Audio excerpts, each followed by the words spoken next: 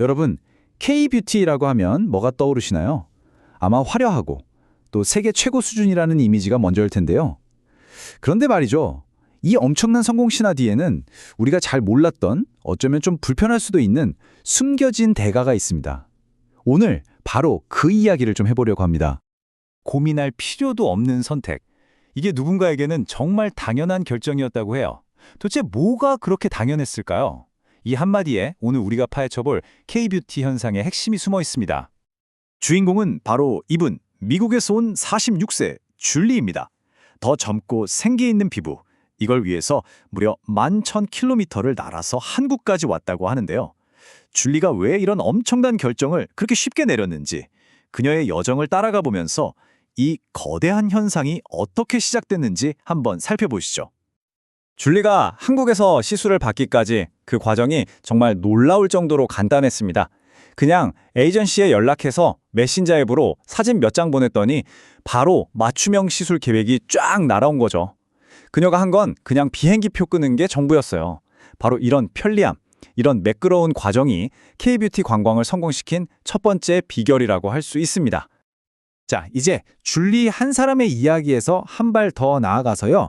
그녀가 일부가 된 이 산업이 도대체 얼마나 거대한지 그 규모를 한번 들여다보겠습니다. 줄리처럼 한국을 찾은 사람이 대체 얼마나 많았을까요? 진짜 놀라지 마세요. 2023년 딱 한 해에만 무려 60만 명이 넘는 외국인 환자가 한국을 찾았답니다. 이건 역대 최고 기록이에요. 이 60만 명이 한국에 와서 쓴 돈이 얼마냐? 자그마치 20억 달러. 우리 돈으로 환산하면 약 2조 7천억 원이 넘습니다. 정말 어마어마한 산업이죠. 한 대형 의료 관광 에이전시의 얘기를 들어보니까 2019년이랑 비교해서 사업 규모가 무려 4배나 커졌다고 해요. K-뷰티 산업이 얼마나 폭발적으로 성장하고 있는지 이 숫자 하나만 봐도 딱 감이 오시죠? 근데 이 모든 게 그냥 우연히 일어난 게 아닙니다. 여기에는 아주 치밀한 계획이 있었어요. 2009년에 정부가 의료 관광을 키우겠다고 나섰고요. 그 뒤로 특별 비자나 세금 환급 같은 파격적인 혜택을 막 내놓았죠. 그 결과가 뭐냐? 바로 지금의 강남입니다. 세계적인 뷰티의 중심지가 된 거죠. 그럼 도대체 뭐가 줄리 같은 수십만 명의 사람들을 한국으로 끌어당기는 걸까요? 일단 미국이나 유럽보다 훨씬 저렴한 비용이 있고요. 또 최신 안티에이징 기술, 그리고 무엇보다 한국 병원들은 정말 꼼꼼하고 세심하게 케어해준다는 입소문이 결정적인 역할을 했습니다. 그런데 말입니다. 이렇게 눈부신 성공, 그 진짜 대가는 과연 무엇이었을까요?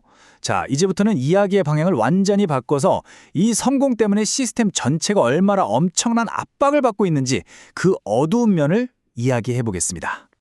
바로 여기서 K-뷰티의 아주 기묘한 역설이 드러납니다. 자, 보세요. 한쪽에서는 미용 시술을 하는 성형외과 의사 수가 10년 만에 거의 2배나 늘어나는 그야말로 뷰티붐이 일어났죠. 그런데 바로 그 똑같은 시간에 다른 한쪽에서는요. 한국 전체적으로 보면 인구 대비 의사 수가 선진국 중에서 거의 꼴찌 수준으로 떨어지면서 심각한 의료 위기를 겪고 있었던 겁니다. 이 화려한 성공의 그림자가 얼마나 짙었는지 좀 느껴지시나요? 이렇게 경쟁이 너무 치열해지다 보니까 결국 어두운 그림자가 생겨났습니다. 안타까운 부상이나 사망사고가 늘어나고요. 심지어는 상담했던 의사가 아니라 전혀 다른 유령 의사가 수술을 하는 끔찍한 일까지 벌어졌죠. 지금까지 보고된 피해자만 해도 10만 명이 넘는다고 합니다.